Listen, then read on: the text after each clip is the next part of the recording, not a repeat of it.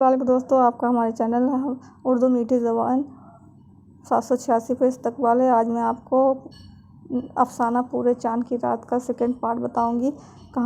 उस कहानी का सेकंड पार्ट बताऊंगी। तो चलिए शुरू करते हैं कहानी पूरे चाँद की रात।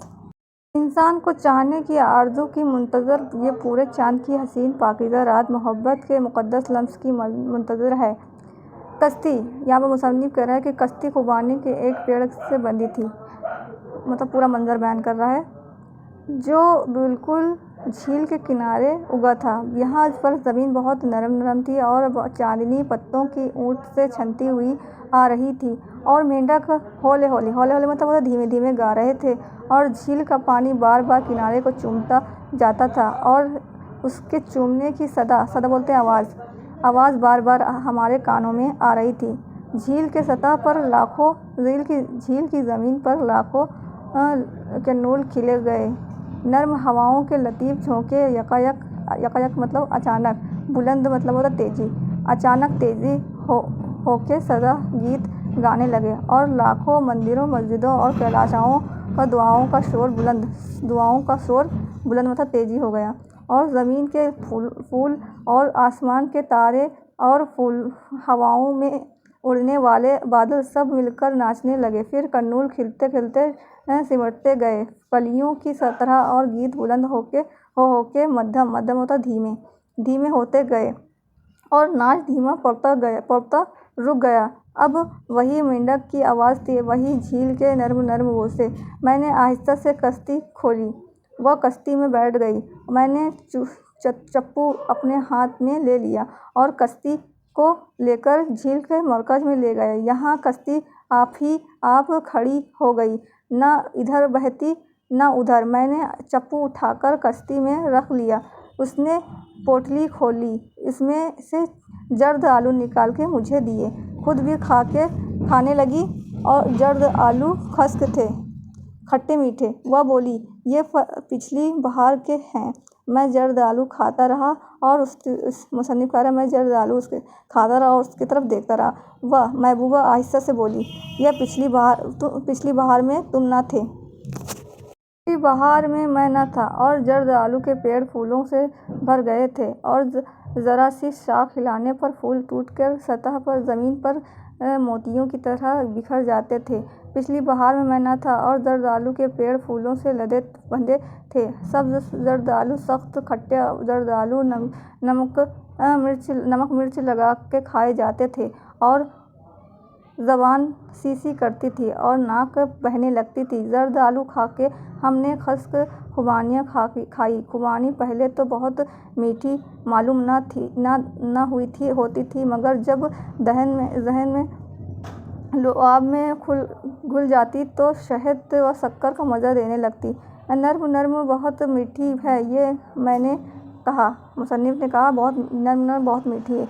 उसने, महबूबा ने एक गुठली को दांतों से तोड़ा और खुबानी का बीज निकालकर मुझे दिया। खाओ, बादाम की तरह मीठा है। महबूबा ने कहा, खाओ, बादाम की तरह मीठा है। ऐसी खुबानी मैंने कभी नहीं खाई। मुसन्निफ़ कह रहा है कि ऐसी खुबानी मैंने कभी नहीं खाई थी। उसने कहा, महबूबा ने कहा, ये हमारे आंगन का पेड़ है। हमारे यहाँ खुबानी का एक ही पेड़ है, मगर इतनी बड़ी सुर्ख और मीठी खुबानियाँ होती हैं कि उसकी मैं क्या कहूँ। जब खुबानियाँ एक पक जाती हैं तो मेरी सहेलियाँ इकट्ठी हो जाती हैं और खुबानियाँ खिलाने को कहती हैं। पिछली बहार में मैंने सोचा, मुसन्निफ़ सोचा, पिछली बहार में मैं न था, मगर खुबानी का पेड़ आंगन में इसी तरह खड़ा था। पिछली बहार में वह नाजुक पत्तों से भर गया था। फिर उनमें कुछ खुबानियों के सब्ज़ और नुकीले फल लगे थे। उन खुबानियों में गुठली पैदा हुई थी, और कच्चे मीठे फल दोपहर के खाने के साथ चटनी का काम देते थे। पिछली बहार में मैं न था, और खुबानियों में गुठलियाँ पैदा हो गई थी, और खुबानियों का रंग हल्का सुनहरा होने लगा था, और गुठलियों के अंदर नर्म बीज अपने जायका सब बादामों को भी करते थे, मतलब हराते थे, शिकस्त देते थे। खुबानियाँ खा के उसने मतलब महबूबा ने मकई का भुट्टा निकाला। ऐसी सोंधी सोंधी खुशबू थी, सुनहरा सेका हुआ भुट्टा और कुरकुरे दाने साफ शफाफ मोती की सी चिलाए लिए हुए और जायके में बेहद शहरी। वह बोली, ये मिस्री महबूबा बोली, ये मिस्री मकई के भुट्टे हैं, बेहद मीठे हैं, मैंने कहा खाते हुए। वह बोली, महबूबा बोली, पिछली फसल के रखे थे घड़ों में छिपा के अम्मा के आंखों से ओझल। मैंने भुट्टा एक जगह से खाया, दानों की चंद कतारें रहने दी, फिर उसने इसी जगह से खाया।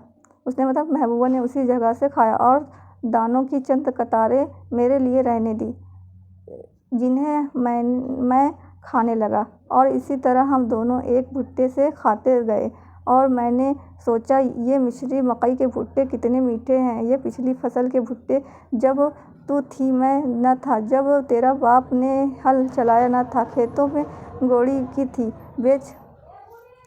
बीज बोए थे, बादलों ने पानी दिया था, ज़मीन ने सुनहरे हरे हरे रंग के पौधे छोड़े थे, छोटे छोटे पौधे उगाए थे, जिनमें तूने नलाई की थी। फिर पौधे बड़े हो गए थे और हवा में झूमने लगे थे और तू मकई के पौधों पर हरे हरे भुट्टे देखने जाती थी जब मैं न था, लेकिन भुट्टों के अंदर दाने पैदा हो रहे थे, दूध भर दाने, जिनको नाजुक जल्द के ऊपर अगर ज़रा सा भी नाखून लग जाए तो दूध बाहर निकल आता है। ऐसे नर्म नर्म भुट्टे इस धरती ने उगाए थे और और मैं न था। धरती थी, तख्लीक थी, मोहब्बत के गीत थे, आग पर सेके हुए भुट्टे थे, लेकिन मैं न था। मैंने मशर्रत से उसकी महबूबा की तरफ मुसन्निफ़ कह रहे, मैंने मशर्रत से उस महबूबा की तरफ देखा और कहा, आज पूरे चाँद की रात को हर बात पूरी हो गई है। उसने भुट्टा मेरे मुंह से लगा दिया। उसके होठों का गर्म गर्म नमनाक लम्स अभी तक उस भुट्टे पर था। वह पूरे चाँद की रात मुझे अब तक नहीं भूलती। मेरी उम्र 70 बरस के करीब है, लेकिन पूरे चाँद की रात मेरे ज़हन में उस तरह चमक रही है जैसे अभी वह कल आई थी। ऐसी पाकीज़ा मोहब्बत मैंने आज तक नहीं की। मुसन्निफ़ कह रहा है कि ऐसी पाकीज़ा मोहब्बत मैंने आज तक न की होगी, उसने भी न की होगी, मेरी महबूबा ने न की होगी। वह जादू ही कुछ और था जिसने पूरे चाँद की रात को हम दोनों को एक दूसरे से यूँ मिला दिया कि वह फिर घर नहीं गई और हम मोहब्बत में खोए हुए थे। बच्चों की तरह इधर उधर जंगलों के किनारे, नदी नालों पर आखरटों के साए तले खोए रहे, दुनिया व माफिया से बेखबर। मैंने उसी झील के किनारे एक छोटा सा घर खरीद लिया। इसमें हम दोनों रहने लगे। कोई 1 महीने की बात है। बाद मैं श्रीनगर गया और उससे ये कह के गया कि तीसरे दिन लौट आऊँगा। तीसरे दिन मैं लौट आया तो क्या देखता हूँ, मुसन्निफ़ क्या देखता है कि वह एक नौजवान से घुल मिलकर मतलब उसकी महबूबा एक नौजवान से घुल मिलकर बातें कर रही है।